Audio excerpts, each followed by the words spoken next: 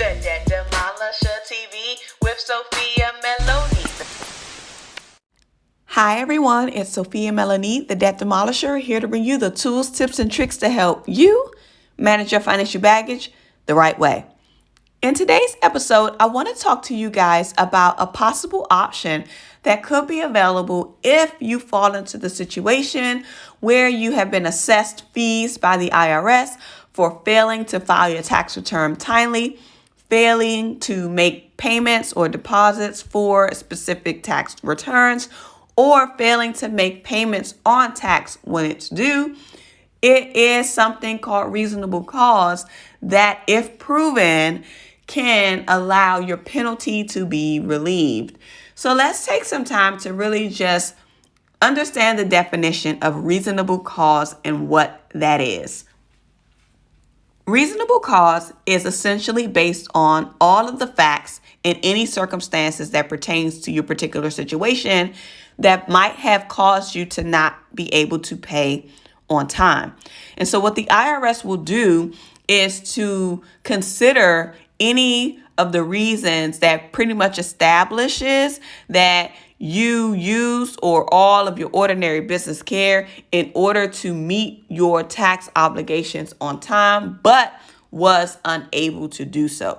So with reasonable cause, you have to prove that you made an intentional type of effort to be in compliance, but unfortunately, as a result, you were not able to due to unforeseen circumstances. And what are some of those typical situations that can fall into that circumstantial situation that might have caused you not to be able to file on time, to pay on time, and to make deposits on time? And those instances could potentially be, so these are some examples of sound reasons, and that would be due to a fire, casualty, natural disaster, or other disturbances that may be nationwide. It could be your inability to be able to obtain specific records. So there are instances where that could be a problem. You never know. You could have been divorced from someone. You may have some type of protection order against someone and you're not able to get your documents. It may be with them. So there's different things. But if you have an instance where you're unable to obtain the necessary records that you need, that could be an essential explanation. Also, if there is an instance or an occurrence of death, serious illness, incapacitation, or unavoidable absence of the taxpayer or a member of the taxpayer's immediate family, and then any other reason that establishes that you use all ordinary business care and prudence to meet your financial obligations, but were unable to even as a result. And one thing they want you to note is that a lack of funds in and of itself is not a reasonable cause for failure to file or to pay on time.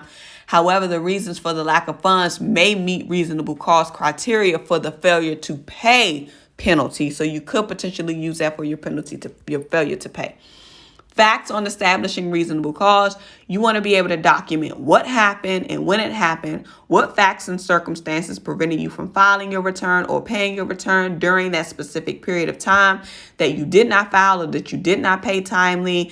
How did the facts or the circumstances affect your ability to file and pay on time?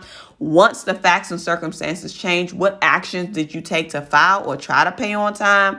And in a case of like any corporations, estates, or trusts, did the affected person or the member that the individual's immediate family have sole authority to execute the return or to make any deposits or payments? There are so many things that comes into play when it comes to this conversation around proving reasonable cause.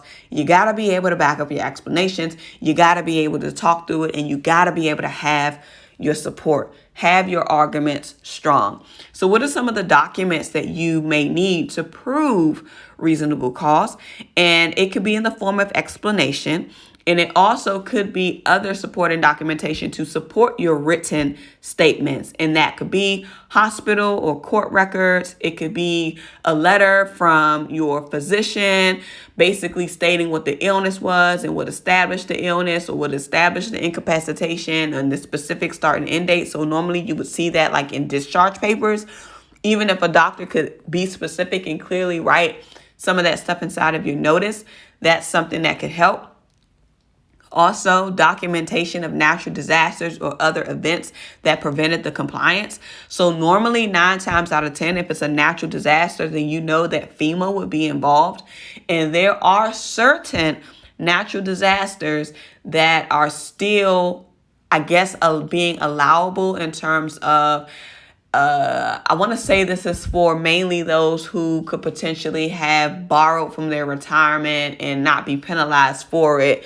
If you were involved in a natural disaster, that's one of the ways that that income cannot be taxable to you if you withdrew early from your 401k retirement. But just thinking of that, there are FEMA lists that list all of the natural disasters. So if you're wanting to know what would be considered a natural disaster, you can look at the FEMA website to confirm that.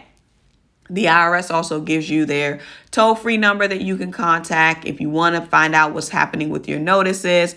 If there is any interest relief available, interest cannot be abated for reasonable cause, but interest charges on a penalty will be reduced or removed when that penalty is reduced or removed. So you have to first focus on getting the penalty addressed before you can even focus on trying to get any of the interest relieved. The Debt Demolisher TV with Sophia Melone. The Debt Demolisher TV with Sophia